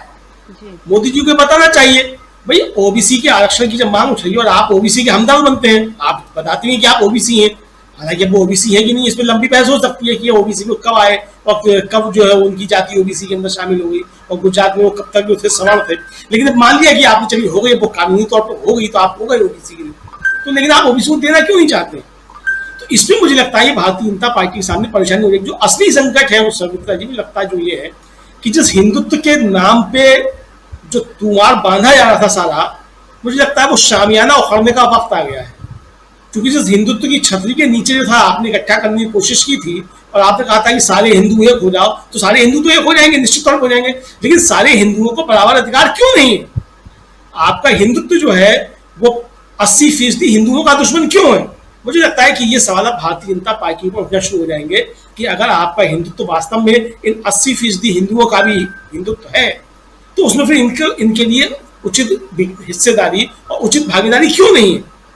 भारतीय जनता पार्टी ये भागीदारी देने को तैयार क्यों नहीं है? मुझे लगता है कि ये एक तरीके का मास्टर स्ट्रोक, जो हम लोग कह रहे हैं कि नीतीश और राहुल का जो मास्टर स्ट्रोक है, ये निश्चित तौर पर मास्टर स्ट्रोक है। बीजेपी चारों खाने चित्त है और भारतीय जनता पार्टी को इसकी अभी तक तो कोई काट नहीं आ रही है समझ में कि इसको करना क्या है। अब देखिए, अब संकट ये हो जाता है कि अगर भारतीय जनता पार्टी फिर ये कोई विशेष सत्र बना ले संसद का और उसमें ओबीसी को अगर आरक्षण देना भी चाहे, तब फिर ये बात उठेगी कि जातिगत आरक्षण जनगणना तो आपने करा ही नहीं है, तो आप दे किस आधार पर है? और चुनाव से पहले अपने आप जातिगत जनगणना करा सकते हैं इतनी जल्दी, और ना उसको आप इम्प्लीमेंट कर सकते हैं। तो यानी ये जो चीज थी वो भारतीय जनता पार्टी के हाथ से एक तरीके से निकल चुकी है।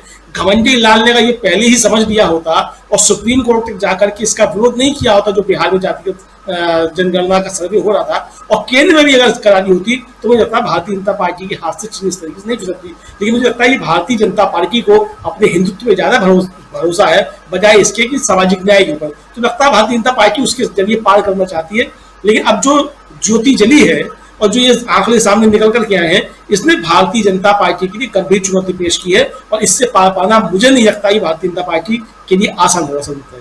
जी, बीजेपी के लिए ये आसान नहीं होगा। अमलेंदु जी बोल रहे हैं कि शामियाना उखड़ना शुरू हो गया है और हम लिख रहे हैं कि चारों खाने चित्त हो गई है बीजेपी। स्वामी जी, 440 वोट जब लगता है तो ही हमने सुना है कि चारों खाने चित्त होते हैं। आज राहुल गांधी ने क्या बीजेपी को चारों खाने चित्त करने की शुरुआत कर दी है? स्वामी जी, आपसे जानना चाहती हूँ। देखिए शर्मित्रा जी, अभी तक जो लड़ाई थी, जो मैं समझ रहा था, वो थी असली सनातनियों के और ढोंगी सनातनियों के बीच में।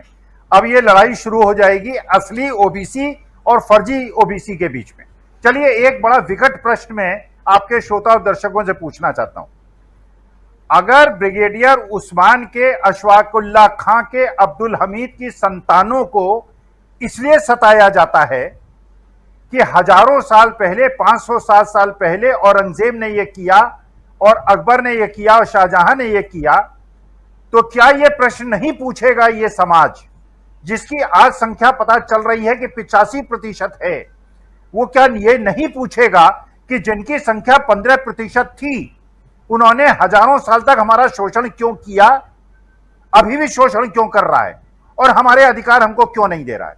शर्मित्रा जी, आप देखिए, तुलना करके देखिए। घनश्याम दास बिरला जी ने हर शहर में मंदिर बनाए, धर्मशालाएं बनाई और गरीब लोगों के लिए खाने पीने की व्यवस्था की। बिल्कुल। टाटाज ने जमशेदपुर को एक विकसित शहर बना दिया और आज जमशेदपुर के किसी आदमी से पूछिए, वो कहेंगे कि यह शहर टाटा जी ने बनवाया है, उनकी वजह से आज एक विकसित शहर है, एक स्मार्ट सिटी है। हिंडाल्को में बिरला जी ने जिस तरह से हिंडाल्को को जमाया, पूरे क्षेत्र को विकसित किया। क्या आप ये बता सकती हैं जो पिछले 10 साल से जिन लोगों ने देश का आर्थिक शोषण किया है, शर्मित्रा जी, क्या उन्होंने 1500 गांवों को विकसित गांव बनाया? क्या उन्होंने जिन शहरों में उनकी बड़ी बड़ी इंडस्ट्रीज हैं, वहां उन शहरों को स्मार्ट सिटी बनाया? या उन्होंने इस देश का पैसा लूट कर शेल कंपनीज के माध्यम से कैपिटल मार्केट को किस प्रकार से शोषण करके देश की जनता का शोषण किया? जहां पे देश की 95% जनसंख्या की आमदनी गिर गई, ये 2-3 बड़े बड़े पूंजीपति और 5-5, 6-6 हजार करोड़ आपने लोगों के माफ कर दिए, और जिनके 15-15 हजार करोड़ जो लूट के भागे थे, आज वो लंदन में कॉफी पी रहे हैं। तो क्या ये समाज नहीं पूछेगा? ये समाज नहीं पूछेगा कि उस समाज की आप इसलिए निंदा करते हो कि 50 पुश्तों पहले और मुगलों और में मुसलमानों में कोई सीधा संबंध भी नहीं है। अगर उस शोषण का दंड उनको मिलेगा, तो मैं तो इसीलिए निवेदन कर रहा था, हम जैसे लोगों का यह कर्तव्य है, हम सहर्ष निजी संस्थानों में, जुडिशरी में, हर जगह जिन लोगों का शोषण हुआ है, पहले तो शोषण को बंद करें। जिन लोगों ने पेशाब किया है आदिवासियों के चेहरे पे, उनको कठोरतम दंड दें। जिन्होंने दलितों को जीभ से बांध के पीटा है, उनको ऐसा दंड मिले कि लोग, जनता देखे कि कैसे होता है, न्याय कैसे होता है। उज्जैन के अंदर जिस 12-13 साल की बिटिया को, दलित बिटिया को, उसके साथ कांड हुआ है, उनको ऐसा दंड मिले कि जनता देखे, पूरा समाज देखे। और जिनका शोषण अभी तक जारी है, उनको अधिकार हमको स्वतः दे देना चाहिए, प्रायश्चित करना चाहिए। जब सब समता में आ जाएंगे, फिर एक विकसित और एकजुट समाज हिंदुस्तान को बनाएगा। जी, स्वामी जी जो बात कह रहे हैं, मैंने अभी पहले भी ये बात कही कि एक बहुत ही आदर्श स्थिति की बात स्वामी जी कह रहे हैं, उनके अनुभव बहुत गहरे हैं और वो उसी हिसाब से बोल भी रहे हैं। लेकिन ये कड़वी सच्चाई है कि आज के जो हिंदुस्तान है, वो इतने आदर्शों पर फिलहाल चलने के लिए तैयार नहीं दिख रहा है, क्योंकि जो सत्ता पे बैठे लोग हैं, वो लोग नहीं उसको उस राह पर चलाना चाह रहे हैं। अगर ऐसा होता तो अभी तक जो है संसद में गाली देने वाले सांसद को सजा मिल गई होती, लेकिन हमने देखा है कि उसको इनाम मिला है। लेकिन उस सांसद को गले किसने लगाया है? राहुल गांधी ने। आप लोगों ने देखा है दानिश अली के घर जाकर किस तरह राहुल गांधी ने उन्हें गले लगाया। और राहुल गांधी लगातार अपनी मोहब्बत की दुकान जो है नफरत के बाजार में खोलते चले जा रहे हैं। आज इसी मोहब्बत की दुकान का एक पैगाम लेकर वो स्वर्ण मंदिर भी पहुंचे और पूरी श्रद्धा के साथ। खासकर ये जो समय है, बड़ा क्रूशल वक्त है ये, क्योंकि हम देख रहे हैं कनाडा में किस तरह से ये जो कनाडा इंडिया के बीच जो तनाव बना हुआ है, उसके बीच में एक फिर से जो खालिस्तानी मूवमेंट की जो चर्चा चल निकली है, और जिसकी वजह से राहुल की जो दादी हैं इंदिरा गांधी, उनकी शहादत हुई। ये इन सारे इतिहास से ये आप सब वाकिफ हैं। तो लेकिन राहुल गांधी आज स्वर्ण मंदिर गए और उन्होंने वहां पर सेवादार बनकर बर्तन मांजे। एक फिर से बड़ा संदेश जो है वो देश को दे रहे हैं, कोई काम छोटा नहीं होता। गांधी जी भी यही करते थे। उनके आश्रमों में हमेशा खुद से हाथ से काम करने की परंपरा बनी रही। गांधी जी इस अपने नियम को लेकर बड़े सख्त थे। बड़े से बड़ा आदमी जो है, अभी बिरला की बात कर रहे थे स्वामी जी, तो उनके यहाँ से भी अगर कोई पहुंचे तो ये गांधी आश्रम में हर किसी को अपना काम जो है वो खुद करना पड़ता था। और गांधी जी, आज गांधी जयंती है, इस मौके पर ही बिहार में जातिगत जनगणना भी हुई। गांधी जी ये बोलते थे कि आखिरी कतार में खड़ा जो आखिरी व्यक्ति है उसकी आंखों से आंसू पोंछना है। लेकिन ये कैसे तय होगा कि आखिरी कतार कौन सी है और उसमें आखिरी व्यक्ति जो है वो कैसे खड़ा हुआ है और उसकी आंखों में जो आंसू है वो किस वजह से हैं? आज बिहार में इसी का जो मास्टर स्ट्रोक है नीतीश कुमार ने चला है और राहुल गांधी लगातार इसी मास्टर स्ट्रोक को चल रहे हैं और इसी वजह से बीजेपी जो है लगातार पस्त होती जा रही है। आज फिर राहुल गांधी की जो तस्वीरें हैं उससे बीजेपी पस्त दिख रही है। सुनील जी, आपके पास आना चाहती हूं। आज राहुल गांधी के इस जेस्चर पे, आज के उनके इस जो वीडियो है, इस पर आप क्या कहेंगे? जो उन्होंने अपने भारत जोड़ो, राहुल गांधी की उन्हीं कोशिशों का यह हिस्सा है कि वह जिस तरीके से लोगों से सीधे जुड़ने का प्रयास कर रहे हैं जी। अपने भारत जोड़ो यात्रा के माध्यम से उन्होंने सीधा संवाद कायम किया और ये बात उन्होंने कही कि जब मीडिया हमको दिखा नहीं रहा है, हमारी बात छाप नहीं रहा है, संसद में हमको बोलने का मौका नहीं मिल रहा है, हमारे माइक बंद कर दिए जा रहे हैं, तो लोगों से जुड़ने के अलावा कोई विकल्प नहीं था, सीधे सीधे जुड़ने के अलावा। राहुल गांधी की इन्हीं कोशिशों का यह हिस्सा है। सबसे अच्छी बात क्या है कि अब तक राहुल गांधी ने जिन लोगों से ही मुलाकात की वह कोई 10-15 मिनट, आधे घंटे, 1.5 घंटे की मुलाकात नहीं है। वो एक लंबी मुलाकात है और निर्णायक मुलाकात है। आप याद कीजिए, मैं शर्मित्रा जी आपसे कह सकता हूं, बहुत विश्वास पूर्वक कह सकता हूं कि अगर आप रेलवे स्टेशन पर आधे घंटे खड़े होकर के किसी ट्रेन के आने पर खड़े होकर के स्टेशन की गतिविधियों को अगर आप देखिए और कुलियों के द्वारा लोगों से पूछने पर कि वो अपना सामान ले जाना चाहते हैं कि नहीं ले जाना चाहते हैं, इसको बिना आंखों देखे आप कल्पना नहीं कर सकती कि ये कुली किस आर्थिक दबाव में उनकी जिंदगी बीत रही है। बिल्कुल। उनकी आय किस कदर घट गई है। लोग जो आज से 10 साल पहले, 15 साल पहले, 20 साल पहले जो उनकी कमाई थी उसमें कितनी गिरावट आ गई है। एक कुली दिन भर में कितना रुपया कमा पाता है, आप इसकी कल्पना नहीं कर सकती अगर आप वहां खड़े होकर न देखें, आप उसे सीधे जुड़ के न देखें, कल्पना के बाहर है वो। राहुल गांधी ने क्या किया और उनके संवाद का असर क्या हुआ, इसका अंदाजा आप इससे लगाइए कि उस मुलाकात के बाद आपने शिवराज सिंह चौहान का एक बयान बताया जी। भारतीय सत्तारूढ़ दल के आईटी सेल के माध्यम से कुछ ट्वीट्स हुए। उस ट्वीट के बाद कुछ सोशल मीडिया के लोगों ने जाकर के उन्हीं कुलियों से मुलाकात की जी। और उन कुलियों का जो आक्रोश था, इसको भी बिना उसको देखे आप सोच नहीं सकते जी। बिल्कुल। बुरी तरह से हमारे और वो एक ऑटो वाले ने बोला कि अब हम चाहते हैं कि राहुल गांधी हमसे भी मिलने आए, बात करने आए जी। आप सोचिए इस बात को। और उन्होंने किस तरह से उन्होंने आक्रोश व्यक्त किया कि ये जो लोग बता रहे हैं कि राहुल गांधी ने कर दिया, राहुल गांधी ने वो किया, उनको तमीज नहीं है कि राहुल गांधी ने हमारे साथ कितनी बात की और कितने लंबे समय तक हमारे साथ रहे हो। आप कारपेंटर से हम जब तक उन कारपेंटर्स ने नहीं कहा था तब तक किसी को अंदाजा भी नहीं था कि वो 4 घंटे वहां थे। 4 घंटे अगर एक पार्टी का बड़ा नेता जो पूरे देश में एक सरकार के खिलाफ राजनीतिक लड़ाई लड़ रहा है, वह इन लोगों के साथ अगर समय बिताता है तो निरर्थक थोड़े है वो। उसमें उसका निहितार्थ है और वह उनसे सीखना चाहते हैं। दूसरी चीज, आप राहुल गांधी की किसी मुलाकात को मैं परिणाम से अलग नहीं जोड़ सकता। हर मुलाकात का परिणाम है।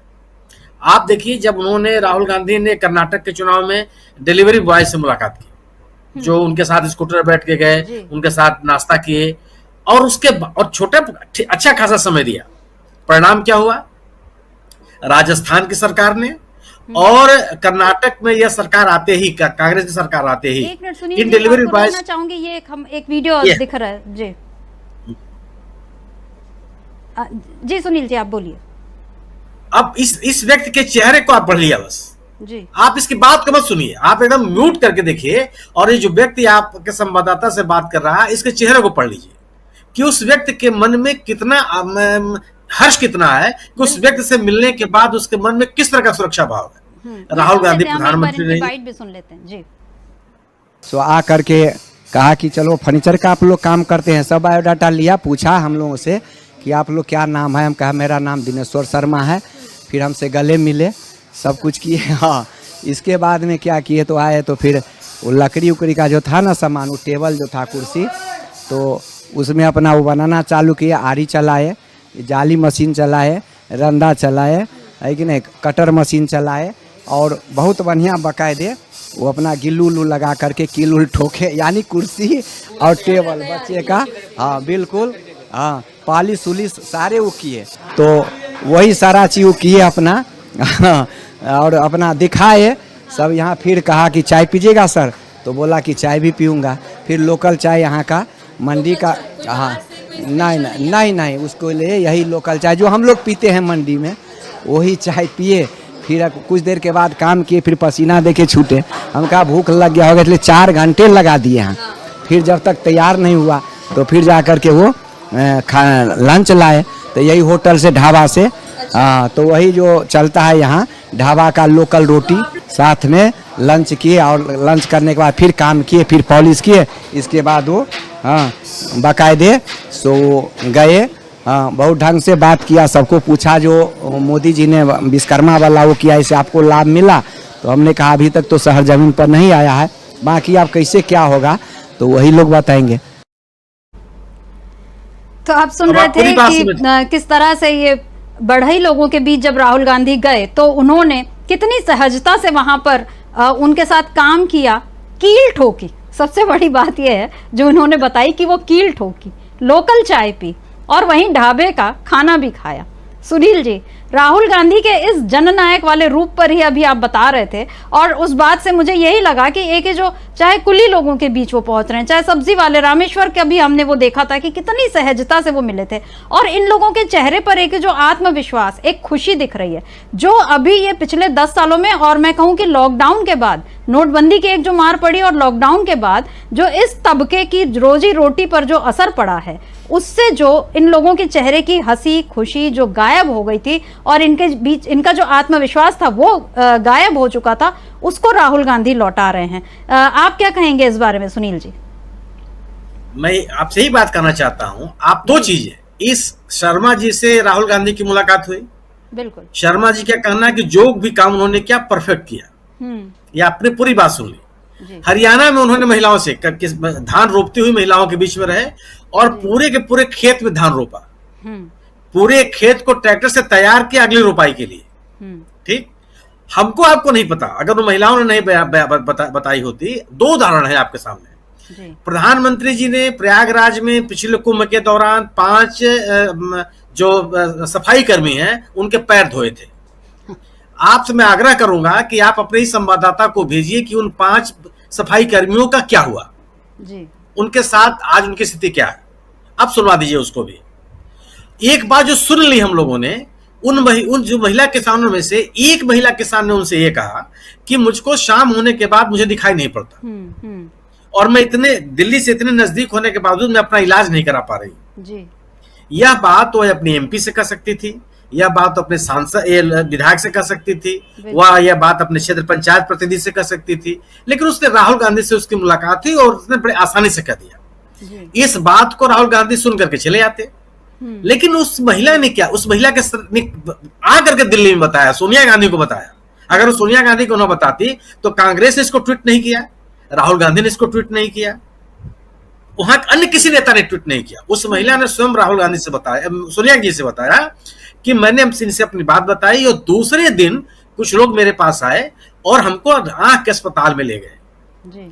आज मुझे दिखाई पड़ता है, मुझे चश्मा मिल गया और मुझे दवा मिल गई। 2 चीजें हुई, एक महिला एक नेता से मिलती है, अपना दुख दर्द बताती है, उसके सामने ये स्थिति आती है, और आप उन पैर धोने वाले जो सफाई कर्मी हैं उनके बारे में भी आप एक रिपोर्ट दिखा दीजिए।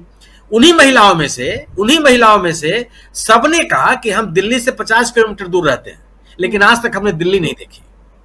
राहुल गांधी कोई पर्यटक टूरिस्ट एजेंसी नहीं चलाते हैं, लेकिन उन्होंने उन बात सुन करके बिना कोई आश्वासन दिए चले गए।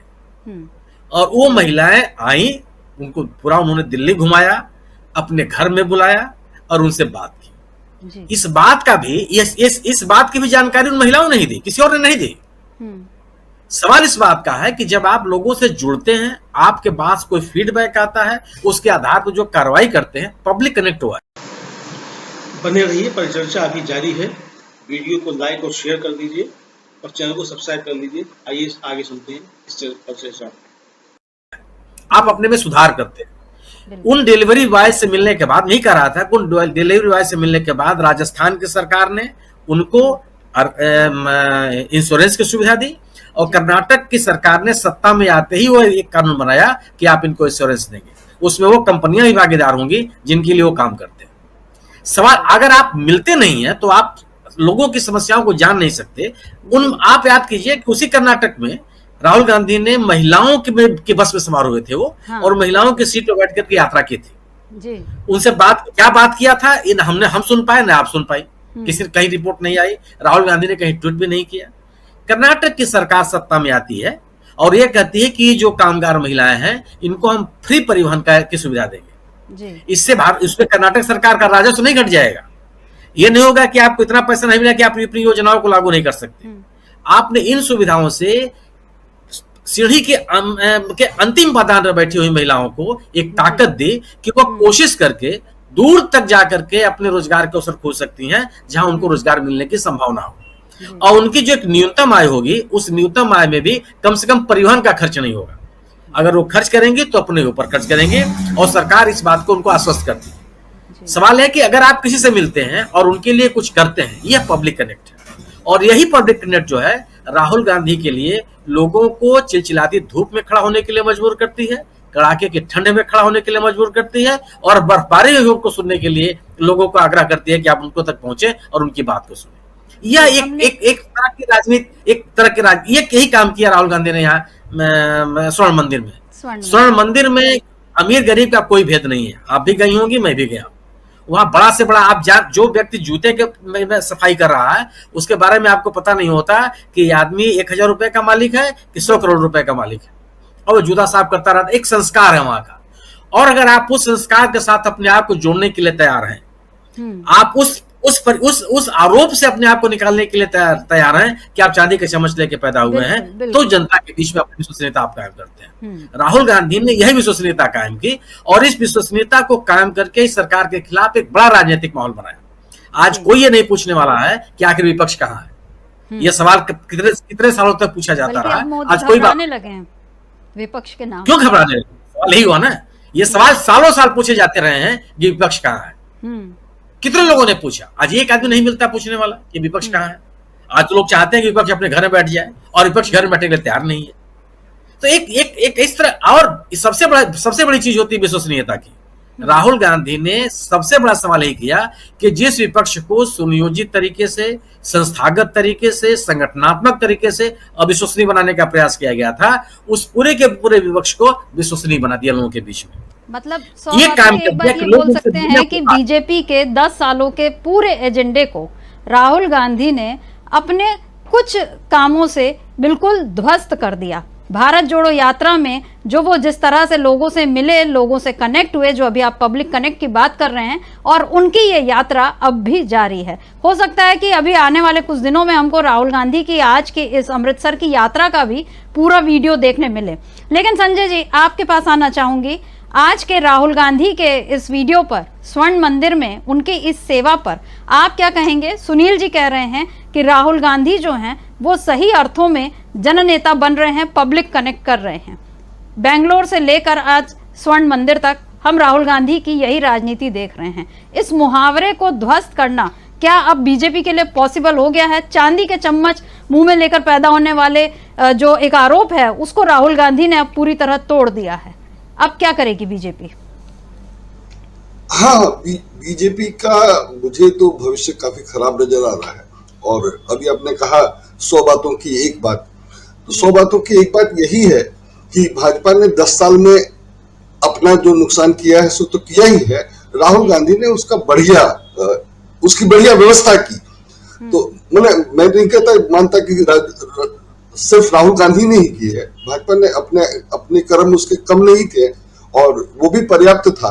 तो भले उससे भाजपा हारती नहीं और देश का नुकसान होता, और राहुल गांधी को इसलिए सक्रिय होना पड़ा कि उसको सत्ता से हटाकर और देश को बचाना जरूरी है, वरना वो 5 साल और रहते तो देश को समझ में आ जाता और भाजपा फिर भी वैसे ही मैंने एक पॉलिटिकल पार्टी की तरह तो नहीं बसी रहती है, एक डिक्टेटर के रूप में भारत चलता रहता।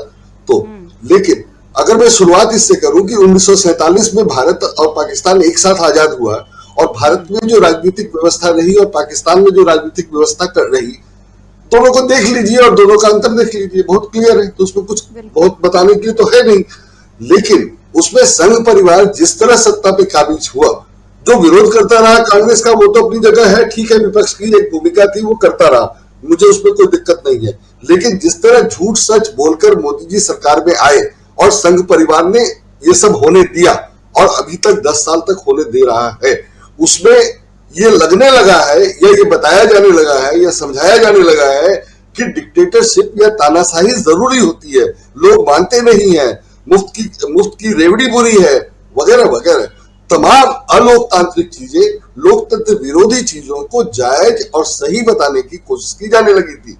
और आम आदमी का पूछना, आम आदमी की तो पूछ ही नहीं थी, उसमें ये हिंदू मुसलमान पूरी राजनीति हिंदू मुसलमान पे टिकी हुई थी और हिंदू मुसलमान पर राजनीति टिकाकर आप ये कहते थे कि मुसलमानों के लिए या किसी एक समूह के लिए काम किया जाए तो उसको आप तुष्टिकरण कहते थे और आरोप लगाते थे उसका, और खुद संतुष्टिकरण करते थे।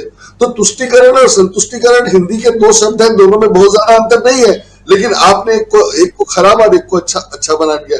चूंकि आपके पास प्रचार तंत्र है, आपके पास व्यवस्था है, पैसा है, तो आपने अपने लोगों के बीच या जो कम पढ़े लिखे लोग हैं उनके बीच या जो आपके समर्थक हैं उनके बीच इस तरह के सारे प्रचार करके एक माहौल बनाया था जो आपको 10 साल सत्ता में रहने देने की स्थिति में आ गए थे आप।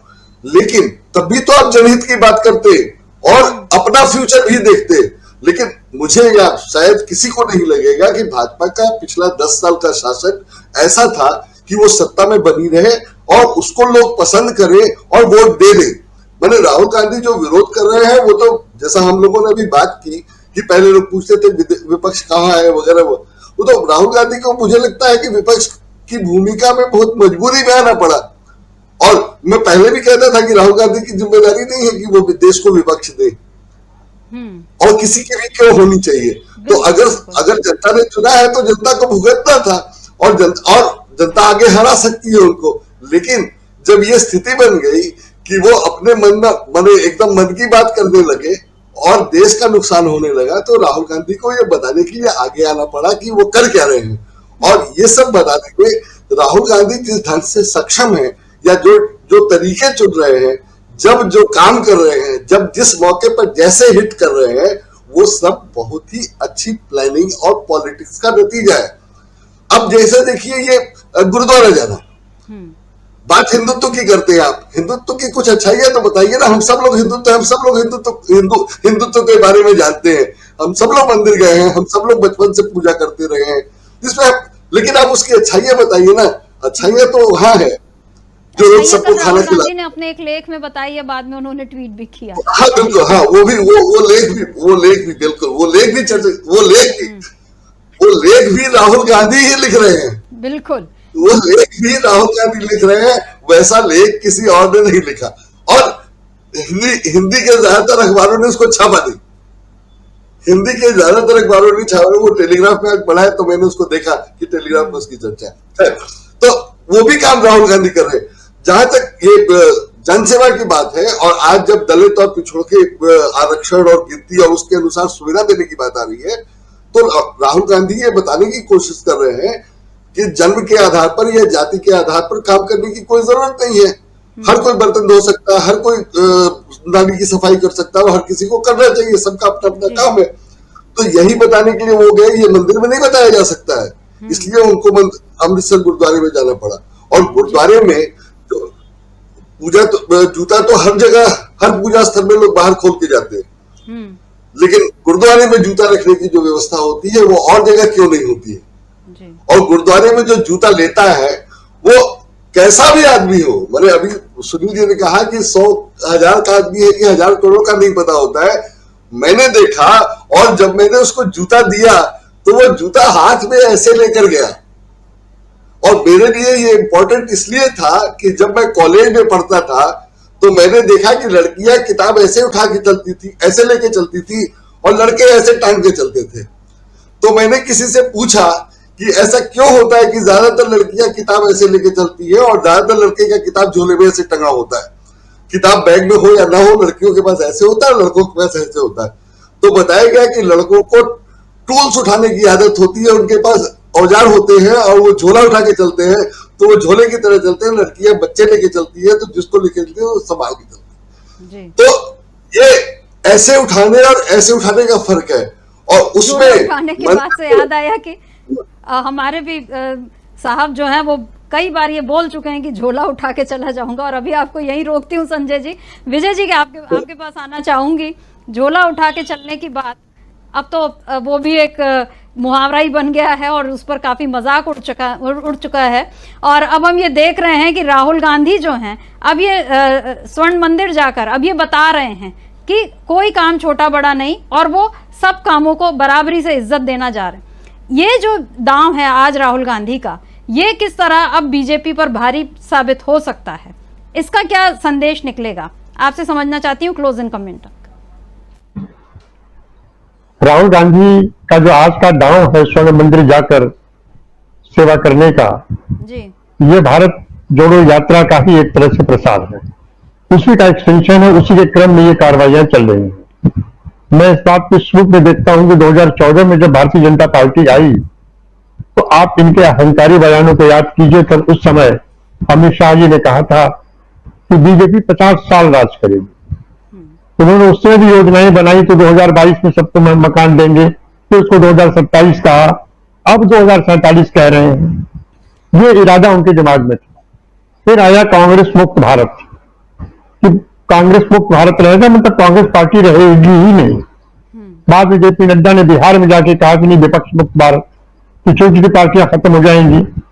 इस सब चीजों से एक ऐसी चीज समा बननी शुरू हुई कि भारतीय जनता पार्टी अपने आप को इस देश में अकेले ही राजतंत्र टाइप राज करने की सोच रही है और इसी आद पर वो चलने भी लगे। उन्हें सबसे ज्यादा खतरा गांधी परिवार से था। गांधी परिवार कांग्रेस की ताकत भी है और कांग्रेस की कमजोरी के रूप में भी इसे प्रचारित किया जाता है। जो भी हो, ये देश का प्रथम राजनीतिक परिवार है जिसकी एक्सेप्टेबिलिटी सबसे अधिक है। उसमें इन्होंने राहुल गांधी को पहले डिमोरलाइज करने की कोशिश की, कुछ मुकदमे लगाए। सुब्रमण्यम स्वामी का भी वो मामला आया, वो मामला बहुत नहीं चला। ईडी का आया, वो मामला नहीं चला। और दुष्प्रचार की जो आंधी फैलाई गई उससे हम सभी परिचित। आप चाहे या न चाहे, लेकिन आपके मोबाइल में आने वाला व्हाट्सएप एक आ जाता है। ये बात अलग है कि हम लोग उसको पढ़ते नहीं है, डिलीट कर देते हैं। पढ़ते भी हैं तो उसको बहुत गंभीरता से ले लेते हैं। ये चीजें धीरे धीरे आने लगी। इन्हें लगा था कि राहुल गांधी एक पार्ट टाइम पॉलिटिशियन है। आप रविशंकर प्रसाद जी का बयान देख लीजिए, तो बार बार क्यों घूमने चले जाते हैं। आप सुधांशु त्रिवेदी का बयान सुन लीजिए कि साहब इसी में एक कहानी फैलाई गई कि अमेरिका में कहीं नशा लेते पकड़े गए तो अटल जी ने उन्हें छुड़ाया। इन सब चीजों का खंडन धीरे धीरे समय के साथ होता गया। और राहुल गांधी ने जब भारत जोड़ो यात्रा की शुरुआत की बात की, तब ज्यादातर लोगों को, मैं भी उसमें था, मुझे भी लगता था कि ये यात्रा वो अकेले पैदल 4000 किलोमीटर नहीं करेंगे। हो सकता है सिंबॉलिक रूप से शुरुआत करें, बीच बीच में कहीं ज्वाइन करें। लेकिन जब 4000 किलोमीटर की यात्रा हुई और जब श्रीनगर में बर्फ गिरते हुए जो उनका भाषण हुआ, तीनों मौसम में, बेंगलोर में बरसात में, चिलचिलाती धूप में तो कई जगह बोले, और श्रीनगर में वो बर्फ के बीच भाषण हुआ, जब उसका समापन हुआ तब राहुल गांधी का ट्रांसफॉर्मेशन हो चुका था।